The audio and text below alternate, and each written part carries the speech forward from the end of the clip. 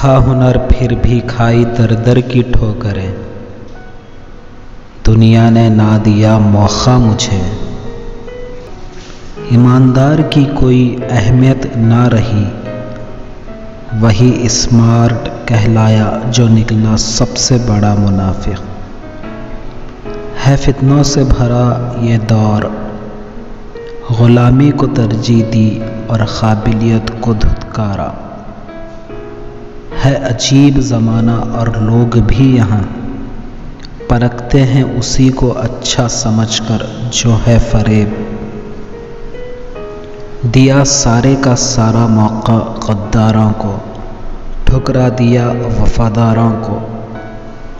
میں بھیگتا رہا سوکھتا رہا نوکری کی تلاش میں، صحرا سے بھی مشکل تھا سفر میرا، روٹی کی تلاش میں بھٹکتا رہا، سوائے تھکاوٹ کے کچھ نہ ملا، مایوس ہو گیا تھک ہار کر، پھر بھی میں چلتا رہا چلتا رہا چلتا رہا۔